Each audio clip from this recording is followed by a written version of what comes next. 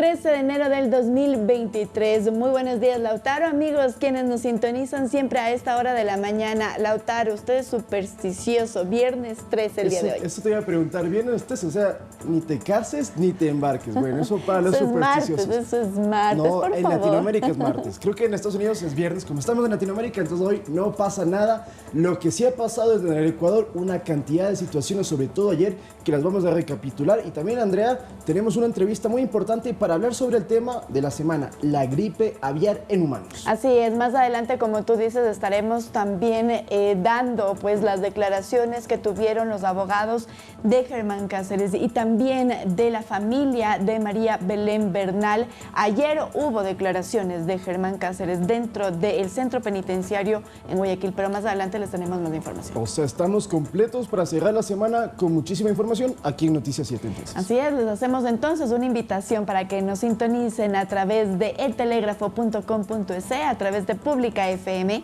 y por supuesto a través de todas nuestras redes sociales. De aquí iniciamos, bienvenidos.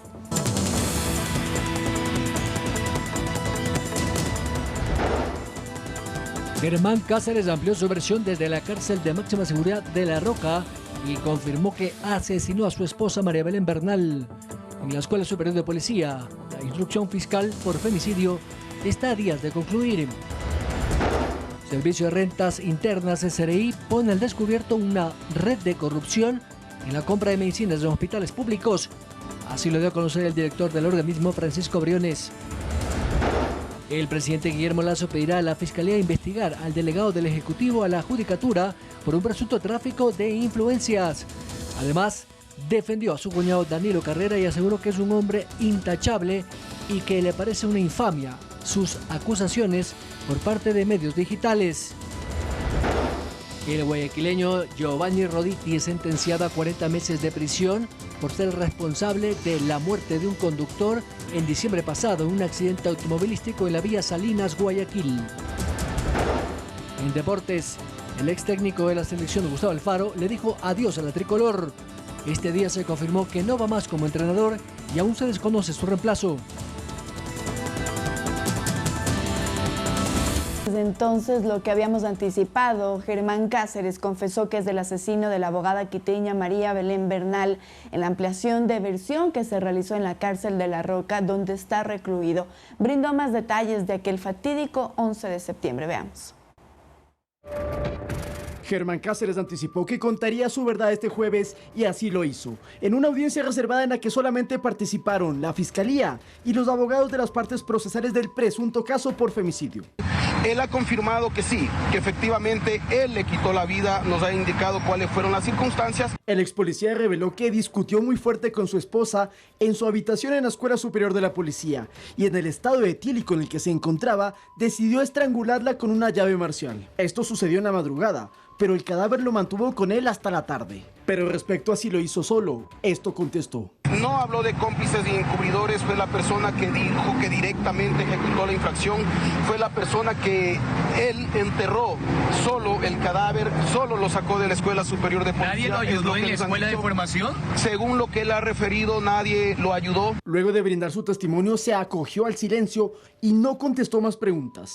Toda esta diligencia se llevó a cabo en la cárcel de máxima seguridad de La Roca, mientras Elizabeth Otavalo, su suegra, esperaba en los exteriores. Todos sabemos que quien fue el femicida es él, pero quiero saber esos detalles. Los detalles, quién la sacó, cómo la sacó, dónde la escondió y cómo llegó el cuerpo de mi María Belén al Cerro Casitagua. Nada me devuelve a mi hija. La madre de la víctima se descompuso al enterarse de la confesión del femicida. Sin embargo, no creen del todo en el relato de Cáceres. ¿Quién pudo haber ayudado a Germán Cáceres, que hasta ahora no sale a la luz esos nombres? Pues eso hay que preguntarle a él. Eso hay que preguntarle en el otro proceso de fraude procesal. Con este testimonio finalizará la instrucción fiscal por femicidio, cuyo plazo fenece el domingo, y en el que los abogados acusadores consideran que Cáceres es autor material, mientras que el teniente Alfonso C. es responsable por omisión. En cambio, la cadete Jocelyn S. no tendría mayor incidencia dentro del caso. es porque se ha realizado una pericia, ya existe dentro del expediente y esta es la petición de oficio para la medida de revisión de Jocelyn Sánchez. Aún quedan dudas si efectivamente Cáceres sacó el cuerpo de su cónyuge sin ayuda alguna, previo a denunciar la supuesta desaparición en la fiscalía y luego huir del país hacia Colombia, donde fue detenido el 30 de diciembre. Lautaro Andrade, Noticias 7.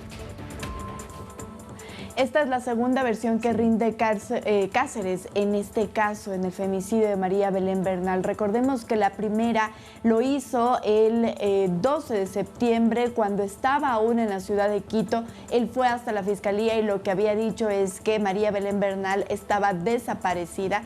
No había confesado entonces que él la había asesinado. El día de ayer, pues, y lo comentábamos de esta mañana, realmente lamentable.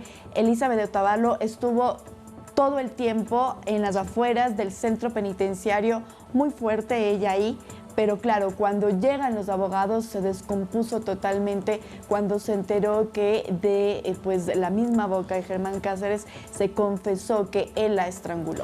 Fue bastante duro eso, Andrea y amigos televidentes, porque claro, Elizabeth Otavalo desde el primer minuto dijo: ya sabemos quién es el femicida, ya sabemos que es Cáceres, pero queremos conocer cómo lo hizo, quién lo ayudó, porque no pudo haberlo hecho solo. Pero sí, cuando le cuentan que efectivamente él confesó la manera en que asesinó a su hija, pues para ella fue un golpe bastante duro. Sin embargo, mantienen que van a buscar la verdad completa, no le creen a Cáceres.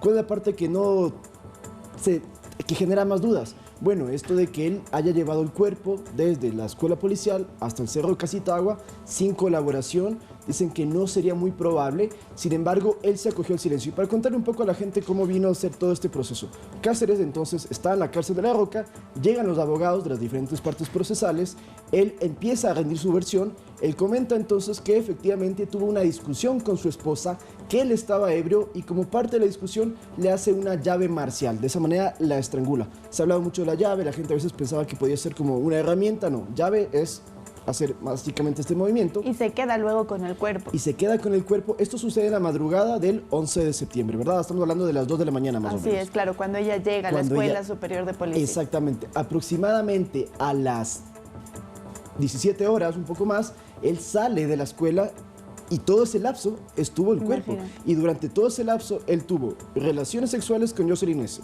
Se formó en la fila para ese día y tuvo una jornada normal hasta la tarde que se lleva el cuerpo. Ese es el testimonio de Cáceres. Luego decidió acogerse al silencio y cuando los abogados le hicieron más consultas, él prefirió decir: no habló más del tema. Hasta el momento hay que recordar que hay 3 procesados por el femicidio de la abogada. 2 de ellos están con prisión preventiva y 1 con medidas cautelares. No obstante, la cadete Jocelyn S., quien fue la primera en ser encarcelada por su presunta participación en el crimen, podría salir de prisión. Jocelyn fue procesada, recordemos, inicialmente por un presunto delito de desaparición involuntaria el 17 de septiembre del 2022. Sin embargo, tras el hallazgo, luego ya que se encontró el cuerpo de María Belén Bernal en el Cerro Casitagua, registrado el 21 de septiembre, se reformuló cargos por el delito de femicidio. Pero el miércoles pasado, la Fiscalía pidió que se revoque la orden de prisión preventiva y estamos entonces a la espera de que se realice la audiencia en donde se podría revocar esta prisión. Sí, te comento información de última hora. Anoche se lo confirmó a las 11 de la mañana del miércoles, a las 10 de la mañana, perdón, del miércoles 18 de enero, en la Casa de Confianza de Chillo Gallo, se va a realizar esta audiencia para la solicitud de la Fiscalía de que le revoquen la prisión preventiva.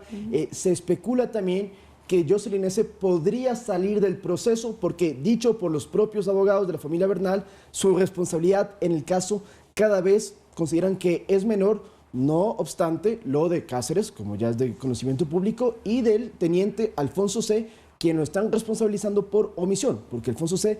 habría escuchado los gritos, habría escuchado el clamor de Bernal de pedir ayuda y no hizo nada. Así es, hay que recordar también que simultáneamente la Policía Nacional inició una investigación administrativa disciplinaria en contra de la cadete Jocelyn S. Sin embargo, el proceso fue archivado por la ausencia de indicios de ellos dicen necesarios para conformación de un tribunal de disciplina, por lo que la mujer seguirá formando parte del cuerpo de cadetes de la Escuela Superior de Policía. Al contrario de Cáceres, que ya fue destituido y desvinculado completamente, incluso ya no se lo puede llamar policía o teniente, él es un ex uniformado, un ex miembro de las fuerzas del orden, de las fuerzas policiales, aparte de la sanción que podría tener. Sin embargo, conversando con algunos abogados, Andrea, me comentaban que el caso de femicidio podría modificarse porque Cáceres, al decir que él, en estado etílico, asesinó a su esposa, esa podría ser una causal, según ciertos abogados, para no considerarlo un femicidio.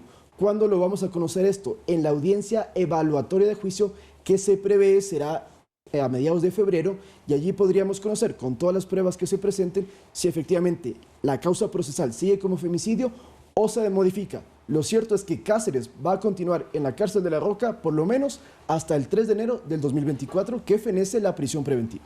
Muy bien, con esto nosotros vamos a cambiar de tema y ahora les contamos que Giovanni Roditi fue sentenciado a 40 meses de prisión por ocasionar un accidente de tránsito en el que falleció una persona y otras dos resultaron heridas. El incidente ocurrió el 11 de diciembre del pasado año en la vía Guayaquil-Santa Elena a través de un triple choque frontal en donde resultó la muerte de uno de los conductores. En un video filtrado en redes sociales podemos mirar ya ahí cómo sucedió este accidente que realmente pues nos sorprendió, ¿no? Casi a finalizar el año pasado. Claro que sí, y el problema, y como tú lo has dicho, es que él aparentemente se encontraba en estado etílico. Como lo sabemos, en estos videos grabados se ve ahí una botella de cerveza, lo estamos viendo en pantalla. Él dicen que venía de una reunión social, de una fiesta, manejando por esta vía de Santa Elena, Guayaquil, que es muy amplia y por eso hay muchos accidentes, porque la gente maneja con exceso de velocidad. Peor en unas de la mañana, cuando él estaba en estado etílico entonces, y ocasionó una muerte lastimosamente. Así es. Además, se le impuso el pago de una multa de 10 salarios básicos y $29,000 como reparación integral a las 5 víctimas. Hubo personas que grabaron a Roditi cuando quedó herido en su auto. Ahí lo podemos ver ya en imágenes. Es que hay que decir que a pesar, digamos, de que no se cuentan más fallecidos, sí, los heridos fueron de gravedad esa mañana que ocurrió este incidente. Ahora, él negaba que estaba ebrio. Él dijo que se quedó dormido, que estaba cansado, pero en todo caso, para contarle a nuestros amigos televidentes y los que nos escuchan por Pública FM, el nombre Giovanni Roditi seguramente se le hace familiar a usted porque este joven estuvo involucrado en una agresión a un guardia de una urbanización privada en el norte de Guayaquil. Esto sucedió en 2018 y cuando Roditi le golpeó al guardia junto a su padre, los dos de una forma bastante agresiva, tuvieron inclusive un proceso penal por intento de asesinato que finalmente quedó deshecho, y de Roditi no se volvió a escuchar hasta este 2022, donde otra vez aparece este joven. 40 meses de cárcel. Eso, para que se entienda bien, son 3 años y 4 meses, que evidentemente él podría ser menos si se acoge a la prelibertad.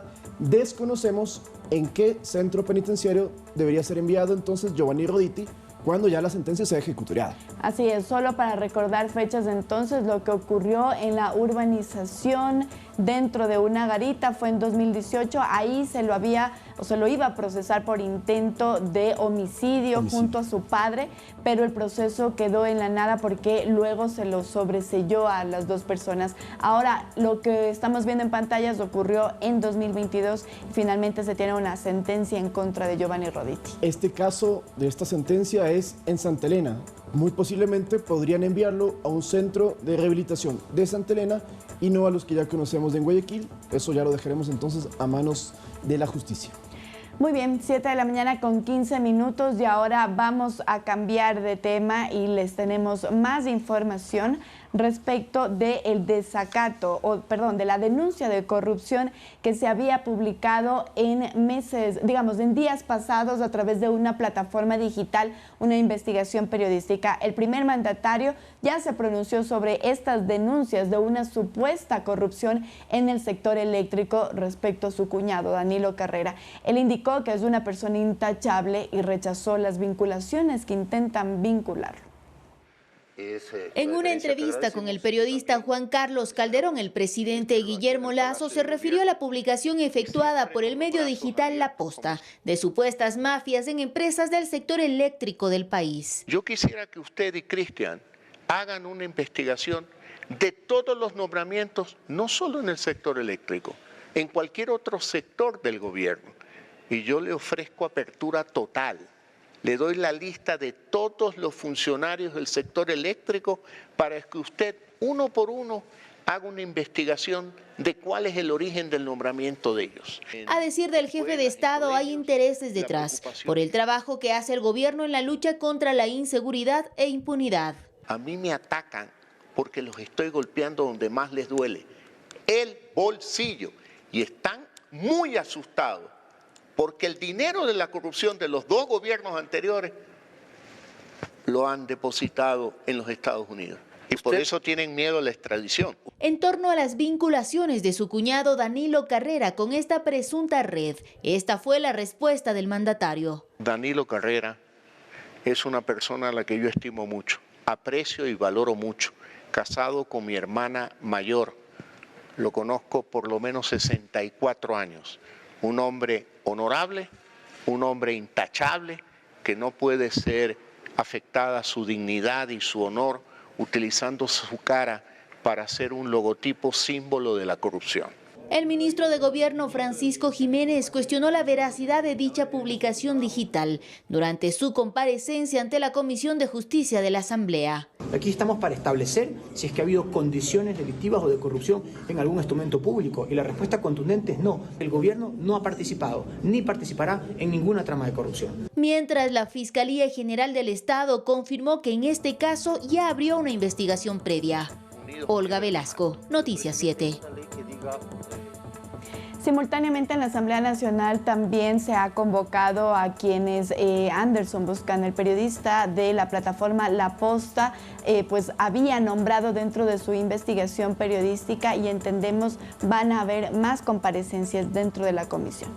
Lo que ha dicho también el presidente es que este es un intento del narcotráfico de desprestigiar su gobierno, que él conoce a Danilo Carrera de muchos años y que considera que no hay ninguna causa para poder denunciarlo de esa forma y de que lo estén responsabilizando de ser el líder de una estructura criminal. Por cierto, ha dicho también el presidente que dentro del gobierno no hay nadie que influya en decisiones que sea externo, como sería el caso de Danilo Carrera, y más bien ha mencionado el presidente Lasso que la próxima semana va a ir a la Fiscalía con pruebas de la narcopolítica, porque un tema que también lo hemos comentado aquí mismo es que habrían candidatos que tienen entonces financiamiento de organizaciones criminales, y esto dice el presidente que lo que está sucediendo es parte de toda esta campaña.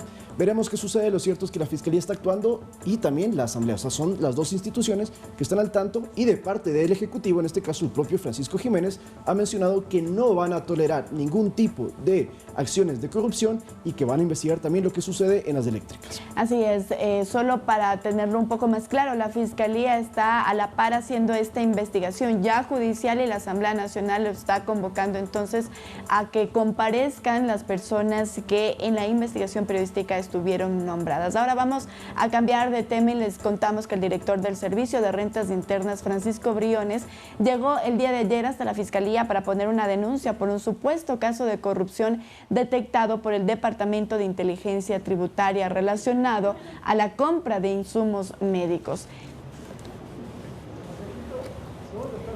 El SRI, como parte del Sistema Nacional de Inteligencia, constantemente, dijo Briones, está haciendo análisis de tramas de fraudes a través de su Departamento de Inteligencia Tributaria, y dentro de estos procesos investigativos se ha identificado a decenas de involucrados y potenciales cabecillas de este delito de corrupción en la compra de medicamentos e insumos. Antes de continuar con el tema, producción, ¿me confirman si tenemos las declaraciones de Briones? Vamos entonces, escuchemos lo que dijo el titular del SRI.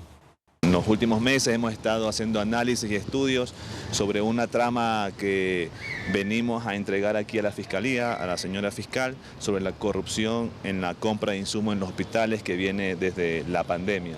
El SR ha identificado a potenciales cabecillas, a potenciales miembros de esta red de corrupción y venimos a entregar y explicar a la Fiscalía todos estos insumos a fin de que ellos puedan tomar las acciones correspondientes.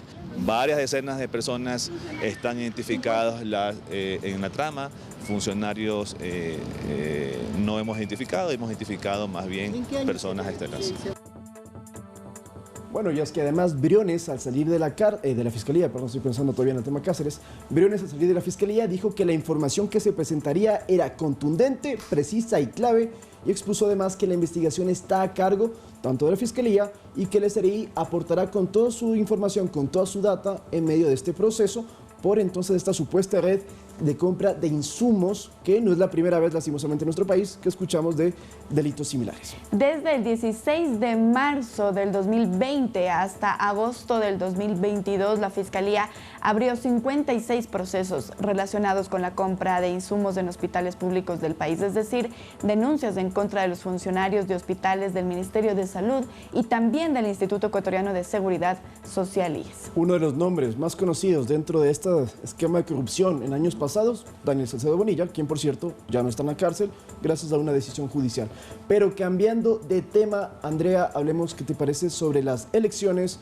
Tú sabes, bueno, tú sí sabes evidentemente cuáles son los candidatos a la alcaldía de Quito, pero para los amigos televidentes y radioescuchas que no lo saben, les tengo los primeros. Así es. Vamos a ver entonces los primeros candidatos y aunque uno lo sepa, realmente también se le escapa uno que otro nombre. Ponga atención a la siguiente cápsula que hemos preparado para que usted esté informado sobre los candidatos que tendrá para el 5 de febrero próximo.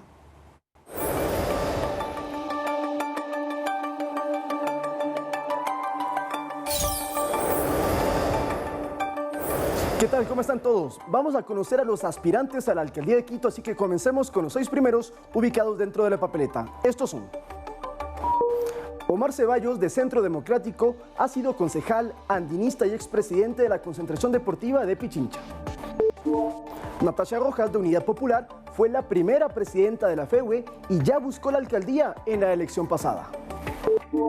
Andrés Páez, de Sociedad Patriótica y Democracia Sí, es un exdiputado, exasambleísta y excandidato a la vicepresidencia de la República.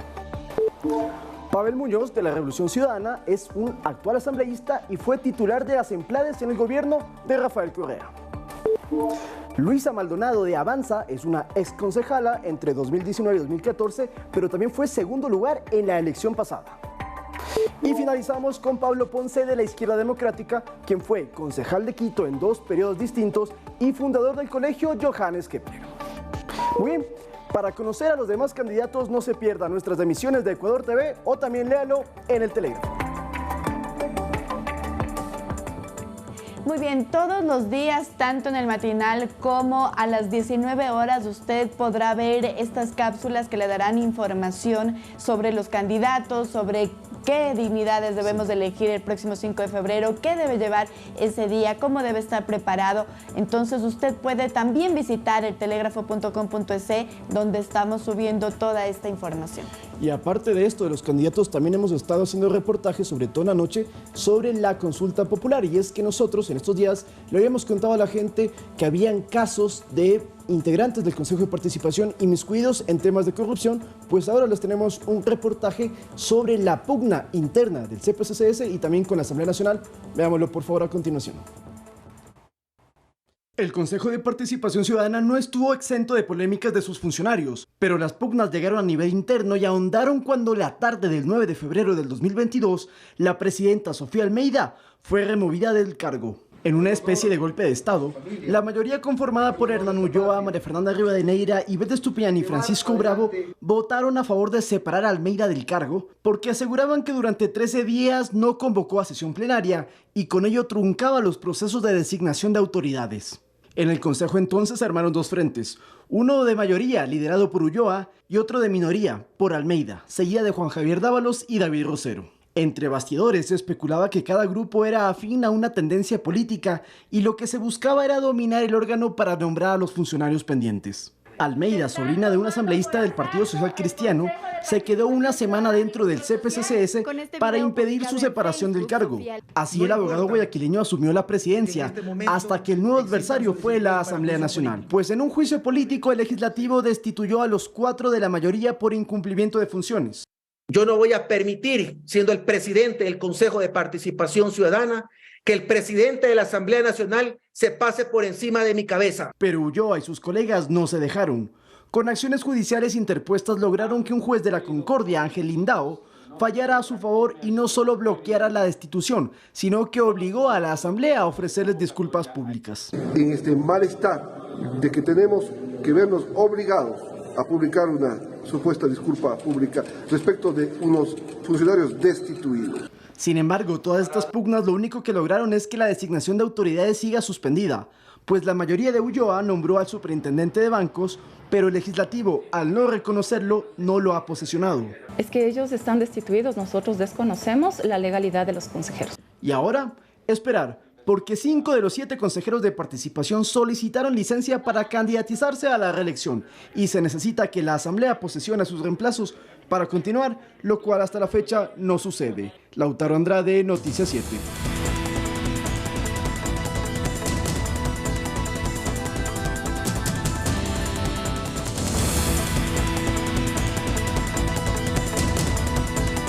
Vamos a relajarnos un poco, 7 de la mañana con 28 minutos, es viernes, el cuerpo lo sabe, y aquí les vamos a contar también que la Policía Nacional organiza una competencia deportiva este fin de semana y nuestra compañera Olga Velasco nos tiene más información sobre este evento. Cuéntanos, Olgui, ¿dónde te encuentras? Muy buenos días.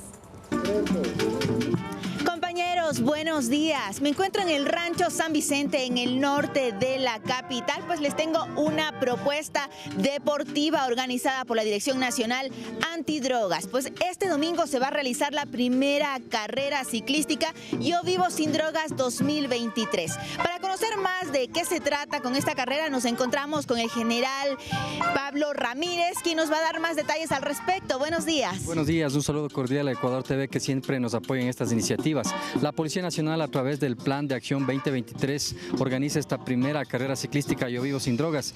Si bien la hemos hecho 14 años antes con una carrera atlética, hoy hemos visto que es importantísimo el uso de la bicicleta. Bueno, es importante también comentar al respecto. Hay 8 categorías. ¿Quiénes pueden participar? ¿Todavía se pueden inscribir? Sí, hasta el día de mañana se pueden inscribir a www.policiaecuador.gov.es.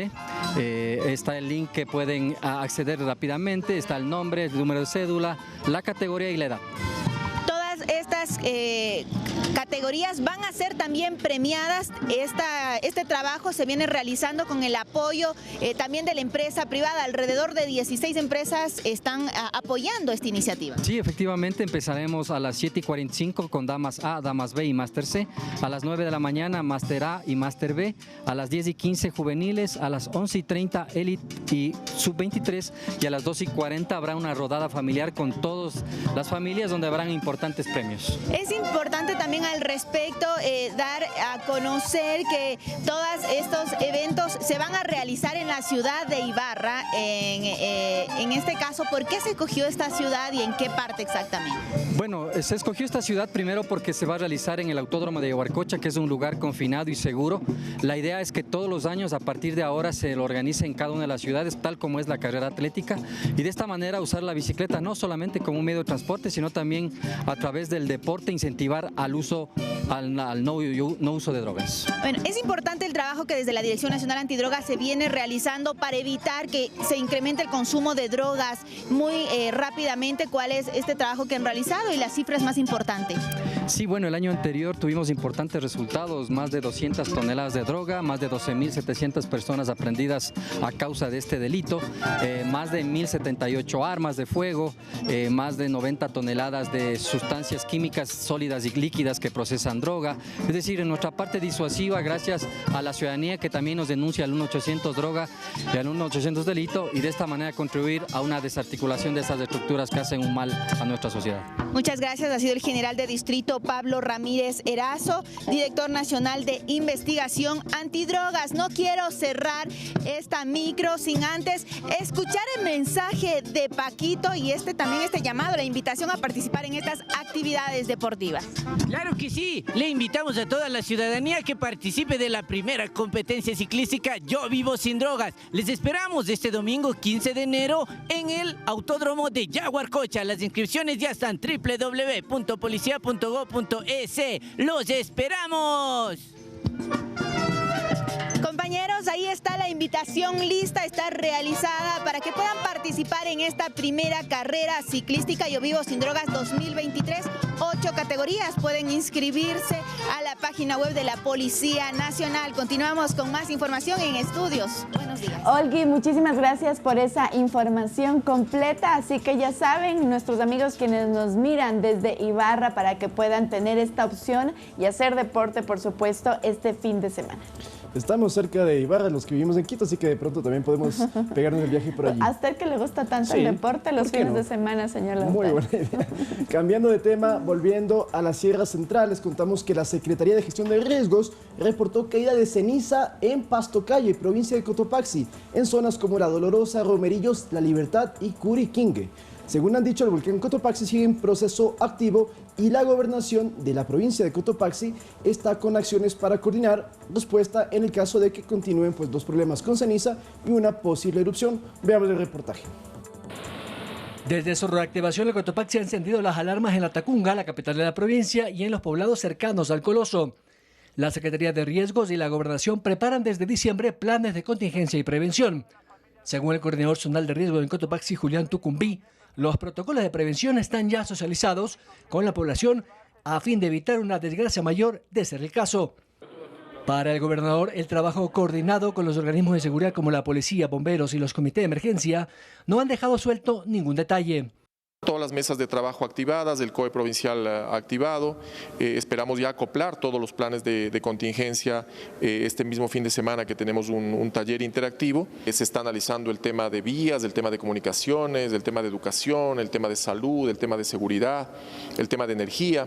Es decir, estamos abordando el posible impacto desde todas las aristas y desde todos los ámbitos que podrían verse afectados. Entre tanto, el municipio de Quito ha realizado un simulacro de evacuación al probar el sistema de alarmas y sirenas anti-eventos adversos que tiene instalada en algunas parroquias de la urbe, como los Valles de Tumbaco y en el límite cantonal con San Rafael. De acuerdo a este primer diagnóstico que hagamos, se tomarán los correctivos correspondientes para estas sirenas. Indicar e informar a la ciudadanía que esté tranquila, mantenga la calma y siempre informados a través de las fuentes oficiales. Byron Galarza, Noticias 7. Muy bien, así que las autoridades están realizando acciones y usted también infórmese de cómo podría estar prevenido en caso de que hubiese una erupción. Por el momento estamos en alerta amarilla, me parece, con el volcán Cotopaxi, que simplemente implica que los estamentos, que las autoridades se reactiven y empiecen a hacer lo que estábamos viendo ya en la nota, reuniones para actualizar estos, digamos, de estos procesos, de estos los protocolos, así es, los protocolos que tendrá la ciudadanía para una evacuación, una posible evacuación. Como un dato corto y rápido, usted puede ingresar a la página del Instituto Geofísico y allí hay un apartado sobre el Cotopaxi con un mapa interactivo para conocer las zonas en las que se verían afectadas tanto en Cotopaxi como en Pichincha por los posibles lares, y también están el sonido de las alertas. Entonces, si usted escucha, puede ya desde ahora identificar la alerta amarilla suena de esta manera, la roja de tal otra, la erupción, la ceniza, etcétera. Así que le invitamos a que esté pendiente de eso también para conocer cómo actuar frente a una posible erupción. Muy bien, ahora les contamos que el primer caso de gripe aviar en Ecuador levanta las alertas para quienes tienen contacto directo con aves. Pero ¿sabe usted cómo reconocer los síntomas en un animal contagiado? En la siguiente nota se lo contamos. Hasta la fecha, en el país se han sacrificado más de 800.000 aves para contener el brote de influenza aviar. Pero ¿sabe usted cómo reconocer los síntomas? La primera alerta que deberá tomar en cuenta es la muerte repentina del ave, además de otros aspectos. Si las plumas están erizadas o las plumas están paraditas, se podría decir, o las aves nosotros las vemos decaídas, así, como tristes. También hoy hay una disminución en el consumo de agua y alimento, y también podemos ver aves que están estornudando, que tienen lagrimeo y mucha secreción nasal. En el caso de las aves ponedoras, hay que tomar en cuenta la cantidad y la calidad de sus huevos. Puede haber un decremento en la cantidad de la postura de huevos y también en la calidad de la cáscara. A los trabajadores de avícolas se recomienda el uso de mascarilla, guantes y un traje de bioseguridad. Y en la primera alerta, llamar a las autoridades. Mientras tanto, la niña de 9 años, quien es el primer caso de gripe aviar registrado en nuestro país, está internada aquí, en el Hospital Baco Ortiz, en el norte de Quito. Se conoce que ella presentó un cuadro de neumonía atípica, por lo que tuvo que utilizar un soporte ventilatorio. Al momento, su estado de salud es estable. Y el cual ya ha ido mejorando y la paciente ya está estable y seguramente estará recuperándose en los próximos días. Tal vez manipuló algún momento ciertas secreciones del ave y se topó la nariz, se topó la boca, el virus ingresó. Según Angamarca, el contagio entre humanos se daría si una persona con gripe toma contacto con un ave contagiada. Este virus puede reordenarse, podría cambiar la configuración del virus, porque es un virus ARN, estos virus mutan demasiado. Podría cambiar su configuración y adaptarse, ¿para qué? Para poder transmitirse de persona a persona. En la gripe aviar, la tasa de mortalidad de aves puede llegar al 80 y 90%, mientras que en humanos podría llegar hasta el 25%. Edison Saavedra, Noticias 7. 7 de la mañana con 40 minutos, y para seguir conversando sobre la gripe aviar ya se encuentra con nosotros en esta mesa de trabajo Francisco Pérez. Él es subsecretario nacional de Vigilancia, Prevención y Control de la Salud. Muy buenos días, doctor. Muchísimas gracias por acompañarnos el día de hoy, y quisiéramos conocer si se ha levantado la alerta por el caso de contagio de la niña. Tal vez hay otras probabilidades de que otras personas se puedan contagiar de gripe aviar. Muy buenos días. Buenos días, Andrea. La alerta epidemiológica se levantó desde el mes de diciembre, cuando tuvimos los primeros casos de gripe aviar en unas granjas de Cotopaxi, y precisamente este monitoreo que estábamos realizando desde diciembre permitió reconocer esta paciente que tiene ya un cuadro de gripe aviar en humanos desde el primer caso y el único que tenemos en el Ecuador. La paciente al momento está estable, está saliendo de su estado crítico que estuvo en algunos días, y estamos en espera de la evolución. Hemos realizado varios procesos epidemiológicos, entre ellos el cerco en la familia, en el lugar donde ella vive, que es la parroquia de Simiatu en la provincia de Bolívar, y hasta el momento no hay ninguna otra persona que mantenga sintomatología o que haya salido positivo para gripe. ¿Hay riesgo de que haya otra persona entonces contagiada? Siempre va a haber riesgo, ¿no? El hecho de que exista este nuevo virus, que es un virus que se da en las aves y que está circulando ya en el Ecuador, sobre todo en la provincia de Cotopaxi, nos hace pensar que podríamos tener más número de casos. Sin embargo, esta enfermedad está relacionada precisamente o casi exclusivamente con las personas que manipulan aves en las granjas avícolas. Entonces, en las granjas avícolas hemos levantado junto con Agrocalidad un protocolo de acción, unas medidas de bioseguridad estrictas y también unos protocolos que tiene Agrocalidad para reconocer las posibles granjas que podrían tener riesgo. Pero esta es una enfermedad que se transmite no solo a las aves de corral, sino también por aves silvestres. Y este es el problema, ya que pueden haber aves silvestres en contacto con aves de corral, y estas al volar y migrar o viajar a otros lugares, pues precisamente pueden contagiar a más granjas. Antes de ir a eso, doctor, usted ha dicho que la niña pues estuvo en estado crítico. Mi consulta es, ¿esto se debió al virus como tal, a la gripe aviar, que puede provocar que una persona entonces vaya al hospital, o por otro tema de patologías, por la edad de la niña, por el cuadro médico que tenía antes? ¿A qué se debe esto, doctor? Bueno, precisamente los niños y los adultos mayores, al igual que el resto de influencias, son más susceptibles a que tengan este tipo de patologías y que agraven. Entonces, precisamente este es un virus altamente patógeno, tanto para las aves como para las personas, y dependerá un poco, por supuesto, de las condiciones previas que tengan las personas. Si los niños y las personas adultas mayores son los más susceptibles de enfermar gravemente. Esto no quiere decir que las personas adultas o los adolescentes no tengan riesgo de contagio, pero seguramente el curso de la enfermedad va a ser algo diferente. ¿Y cuánto es el tiempo que tarda esta sintomatología en ya irse? Es decir, si hablamos del COVID o de la influenza, en ciertos casos es una semana, a veces es un poco más. Con el caso de la gripe aviar, ¿de cuánto sería el tiempo que una persona tiene que esperar para recuperarse completamente? Bueno, esto dependerá de la severidad de la patología. Sin embargo, tenemos algunos tiempos que ya están determinados, y estos tiempos, por ejemplo, es que los síntomas pueden presentarse hasta 10 días después de tener el contagio o tener el contacto con las aves o con una persona enferma. Precisamente esto es lo que pasó con esta niña. Esta niña tuvo contacto con unas aves de corral que fallecieron en su domicilio y después de 10 días de esto comenzó a presentar algo de sintomatología. La sintomatología es muy similar a una influenza normal.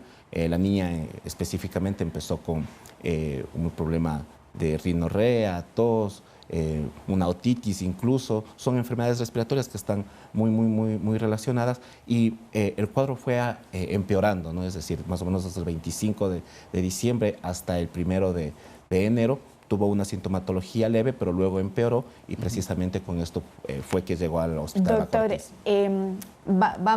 nuevamente quisiera que nos aclare los síntomas que se sienten, valga la redundancia, cuando se puede tener este contagio del virus y un poco también para que la ciudadanía lo entienda. ¿Qué es la otitis, por ejemplo? La otitis es una infección en el oído, es una enfermedad infecciosa del oído, una inflamación del oído y que el oído también está relacionado con la vía respiratoria, entonces están muy cerca y suele inflamarse. También puede tener conjuntivitis, rinorrea, tos. ¿Qué es la rinorrea? Es la secreción nasal, esto que nosotros tenemos, los moquitos que salen sin que nos demos cuenta, muchas veces es transparente, pero conforme va pasando también puede existir en este tipo de enfermedades que son víricas. Puede haber también una sobreinfección bacteriana y esto complicar un poco el cuadro. De acuerdo. Pero el transcurso es muy similar a una gripe normal. Sin embargo, como digo, puede agravarse en cualquier momento. ¿Descartado entonces que se puede contagiar de persona a persona? No se descarta el contagio de persona a persona. Es ventajosamente este tipo de virus que tenemos ahora en el Ecuador, que es el H5, es influenza tipo A, H5, no tiene un contagio muy alto persona a persona, sin embargo puede darse, ¿no? Pero por fluidos. Por contacto cercano, exactamente igual que el COVID, ¿no? Es decir, la cercanía no es tan contagiosa como el COVID, pero es exactamente igual la forma de contagio, es decir, puede incluso en las superficies donde que alguien estornuda, tocar las superficies, llevarse a la cara y esto puede... O sea, los médicos que la están tratando podrían contagiarse también si fuese el caso. Efectivamente, pero al estar en un ambiente controlado, se podría decir, dentro del hospital, claro, todos los médicos y todo el personal de salud que está dentro de los cuidados intensivos donde estuvo y en los áreas de aislamiento que estuvo la niña, pues utilizan mascarilla, utilizan medidas de bioseguridad y con esto se minimiza un poco el riesgo. Ahora, ¿y los padres de la niña, no sé si tiene hermanos, familiares cercanos, cómo están dentro de este cerco epidemiológico? ¿Ustedes qué han detectado? Bueno, ellos están asintomáticos, hemos hecho pruebas también a toda la familia y a las personas cercanas a la vivienda de la niña y ventajosamente ninguno de ellos ha tenido sintomatología y tampoco ninguno de ellos ha salido positivo porque hemos hecho test también para poder descartar. Otra pregunta que quisiera aprovechar, doctor. Hemos escuchado ciertos criterios que dicen que la gripe aviar podría ser mortal, pero quisiéramos confirmarlo con ustedes, ¿qué tan grave viene a ser? Efectivamente, como dije, al igual que la influenza, ¿no? La influenza puede ser mortal, todo dependerá muchas veces del estado previo de las personas que tienen desnutrición, que tienen alguna enfermedad de inmunocompromiso o las personas adultas mayores que por sus enfermedades crónicas responden diferente a las patologías, pues tienen mayor riesgo de tener un desenlace crítico, tanto para llegar a cuidados intensivos como para fallecer. Muy bien, para culminar nada más, doctor, decir también cuál es la situación actual del país respecto al contagio de COVID. Bueno, en este momento nosotros en esta semana hemos visto que se mantiene el contacto activo, no el contagio activo. Tenemos una pequeña disminución en el número de casos desde hace 2 semanas. Sin embargo, estamos nosotros a la espera de ver tal vez un poco los efectos que tuvimos con fin de año, que suelen tardar a veces unos 10, 15 días y seguimos monitorizando, ¿no? Al momento hemos tenido un repunte de casos en algunas provincias como Loja, por ejemplo. Sin embargo, este repunte de casos no ha significado un aumento en la presión del sistema de salud. Hospitalizaciones no han habido muchas. A pesar de tener un número mucho mayor de casos, ha aumentado algo la mortalidad. Normalmente o anteriormente en los meses de octubre y noviembre teníamos alrededor de 2 personas o 3 personas fallecidas a la semana por COVID. En las últimas semanas hemos llegado a tener hasta 10 personas fallecidas por COVID. Esto se debe principalmente a que son personas que no han completado sus dosis de vacunación y además que tenían una comorbilidad previa, la mayoría de ellos adultos mayores con enfermedad crónica. Entonces siempre vamos a mantener la alerta de COVID y por supuesto el COVID sigue siendo ¿Vamos a necesitar una 5ª dosis para COVID? No necesariamente. Nosotros en este momento estamos evaluando la evidencia científica Seguramente si se decide aplicar una nueva dosis, será una dosis a personas específicas, es decir, a grupos de riesgo. Y luego como la influenza, es decir, cada año. Efectivamente, estamos intentando incorporar la vacuna del COVID al esquema regular de vacunación, precisamente como ocurre con la influenza, ¿no? Todos los años se compra una nueva vacuna de acuerdo al virus que está circulando, y lo mismo va a pasar con COVID. De acuerdo a las variantes que estén circulando, será necesario aplicar una vacuna, y seguramente las empresas farmacéuticas que están desarrollando las vacunas irán siendo más específicas cada vez. ¿Y cuál es la variante que en este momento está en el Ecuador? En este momento tenemos dos variantes que están circulando, dos variantes de Omicron, que es la BQ1.1, que es la más frecuente, y también tenemos la nueva variante que salió principalmente en Estados Unidos, que es la XBB. Ya tenemos XBB en el Ecuador, estamos monitorizando, haciendo el cerco epidemiológico también a nivel genómico, estamos haciendo muestras genómicas para poder precisamente determinar qué tipo de variantes tenemos. Sin embargo, y a pesar de que están estas dos variantes ya circulando en el Ecuador, no hemos tenido un efecto tan grande como hemos visto en otras partes del mundo, y esto se debe precisamente a los altos índices de vacunación que tenemos, y todavía seguimos manteniendo los esquemas de vacunación. Llamamos a la ciudadanía a que se aplique el primero y segundo dosis de refuerzo en cualquier centro de salud. Así es. Muy bien, muchísimas gracias por su tiempo y su presencia también aquí en Noticias 7. Muchas gracias. Con esto nosotros, amigos, nos vamos a una nueva pausa, pero quédese porque al retornar tenemos noticias deportivas.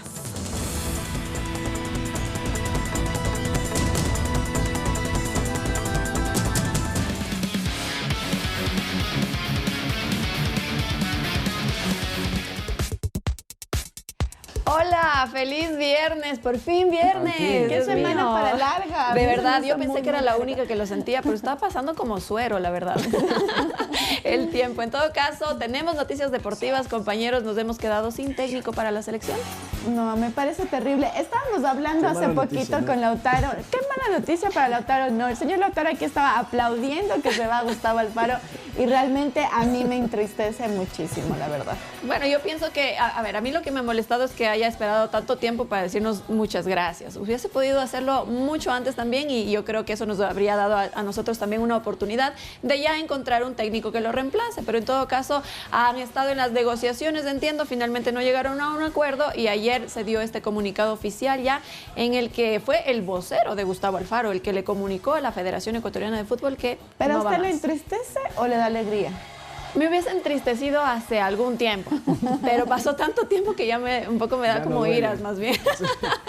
Pero en todo caso vamos a revisar un poco cuáles son los números fueron los números de Gustavo Alfaro con la selección, porque jugó 35 partidos, de los cuales 12 fueron victoria, 14 fueron empate y 9 derrotas. De ellos, además, 18 fueron para eliminatorias, 9 amistosos y 3 que jugó en el Mundial de Qatar, precisamente frente al país anfitrión, ante Países Bajos y frente a Senegal, que creo que fue el detonante para que haya este malestar de muchos hinchas como el señor Lautaro. Sí, o sea, yo lo explico. Alfaro logró algo muy importante, que es llevarnos al Mundial y sobre todo sacar una camada de jugadores muy buena. O sea, Moisés Caicedo y Hincapié son mérito de Alfaro. Pero sí creo que cumplió su ciclo en el Mundial. Yo esperaba más de la selección y creo que él tiene responsabilidad. No me parece mal que se vaya. Por ese sentido, ¿no? Ahora suenan algunos nombres, entre ellos está el de Ricardo Gareca, Peckerman también podría ser, Célico es otro de los que se han mencionado, pero vamos a ver cuál fue la respuesta oficial ya de la Federación Ecuatoriana de Fútbol a este respecto, si me ayudan con las imágenes, porque entre otros temas, bueno, es un poco extenso, pero básicamente lo que hace la Federación Ecuatoriana de Fútbol es agradecer tanto a los jugadores como al cuerpo técnico, y en específico al exdirector técnico ahora ya, Gustavo Alfaro, por todo lo realizado en esta época, porque ha estado un poco más de 2 años y 2 meses al frente de la selección, y sin duda tuvo el tema de habernos clasificado al Mundial de Qatar. Es realmente un hito que consiguió Gustavo Alfaro. Nos decías tú que los jugadores lo ven como un padre también, ¿no? Lo consideran como esa figura paterna que los acompañaba. Acuérdate que veíamos las imágenes de Moisés Caicedo levantado por el propio Alfaro. Claro. Me imagino que a ellos les va a golpear bastante. Bueno, yo entiendo un poco la postura del señor Lautaro, porque él solo cuando se gana se sube a la camioneta. Ya cuando se empieza a perder es cuando ya no apoya a la gente, ya se pone otra camiseta. Lo mismo pasó con Gustavo Alfaro. O sea, cuando estábamos bien, aquí le veíamos con camiseta de Gustavo Alfaro. No, es que estaba bien, pero tiene sus fallas. Por eso yo dije aquí en este espacio, lo dije antes del Mundial. César Farías debe ser técnico de la selección, lo dije antes del Mundial, me mantengo. Bueno, vamos a ver entonces qué pasa. Estaremos informándoles en cuanto sepamos la información de lo que ocurra con la selección ecuatoriana de fútbol. Lo que sí quiero comentarles, y no tenemos en este momento imágenes, pero es importante destacar que Piero Hincapié ha sido seleccionado entre los 11 mejores jugadores sub-20 según la Federación Internacional de Historia y Estadísticas del Fútbol. Wow. Así es que nuestro representante además es un gran jugador. Sí, Yo claro. considero que Hincapié está muy bien metido en ese 11 ideal, y entre otros está también Pedri, por ejemplo, de España, de España. Entonces ahí vamos destacando. ¿Cómo lo hace también Sebastián Guayasamín? No podemos dejar de mencionar, exactamente. Se terminó la etapa 11, 427 kilómetros recorridos. Hoy es la etapa 12, se acerca ya el final, pero nosotros seguimos metidos en ese top 10 de este Rally Dakar. Así es que vamos a ver qué es lo que sigue ocurriendo con nuestro representante, que ha terminado hasta el momento todas las etapas y ayer estaba en el puesto 8 de la general, ahora está en el puesto 9, pero sigue ahí peleando los primeros lugares, ¿no? En este top 10. ¿Faltan cuántas etapas?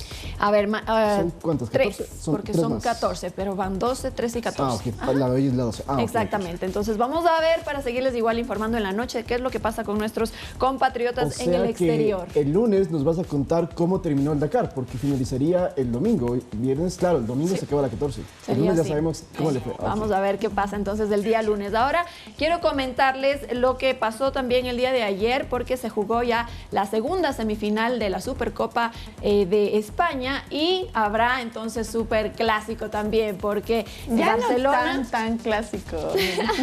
¿Por qué? ¿Por qué? Porque faltan las dos máximas estrellas. Claro. Y luego yo soy el camisetero, ¿no? Hablamos de Messi y de Cristiano Ronaldo, que militaban respectivamente en el Real Madrid y el Barcelona, que se enfrentarán este domingo también en la final de esta Supercopa Española. Lo que decíamos, terminaron 2-2, tampoco fue tan fácil para Barcelona. Se fueron, bueno, a los 40 minutos Lewandowski fue el encargado de meter el primer tanto, luego lo empató Fekir a los 77, a los 93 Ansu Fati, que también está en el 11 ideal de los sub-20, fue el encargado del 2-1, y ya cuando se jugaban los tiempos extras, a los 101 minutos Morón fue el que puso el 2-2. Finalmente, en la tanda de penales, 4-2 a favor del Barcelona, que será precisamente el encargado ya, vamos a ver entonces ahora los golazos del año 2022, porque están ya los seleccionados. Son 11 goles que participan por el premio Puskás al mejor gol del 2022. Vamos a ver entonces, que es de Teo Fernández, que corre absolutamente toda la cancha, como pueden observar. ¡Qué pulmones, Dios mío! Deberían darle un premio a los pulmones del señor también. Pero bueno, Teo Hernández en el Milán versus Atlanta de la Serie A. Ahí está, entonces la definición. Ahí. Muy bien. ¿De qué países es? En el partido, ¿no? Para el 2-2 de Argentina. Francia, ¿no te parece, Lautaro? Me parece ¿No te bueno, parece? pero me parece que en el Mundial hubo otros. Creo que hablo por todo, del de Richarlison. Richarlison, precisamente estábamos esperando esas imágenes. Está, sí, por supuesto que está. Solo que ya lo hemos visto varias veces, entonces todos tenemos claro. El de Alessandra Russo fue en el Inglaterra versus Suecia por la Eurocopa. Así es que, ¿cuál dicen ustedes? Rápidamente. Richarlison, sí. Yo también, también me quedo con la de la chica, que estuvo espectacular. Con esto nosotros, amigos, nos despedimos, pero no sin antes de invitarles para que se queden en la programación de Ecuador TV. Los Reyes hoy tiene temazos, así que a las 10 de la mañana estarán ellos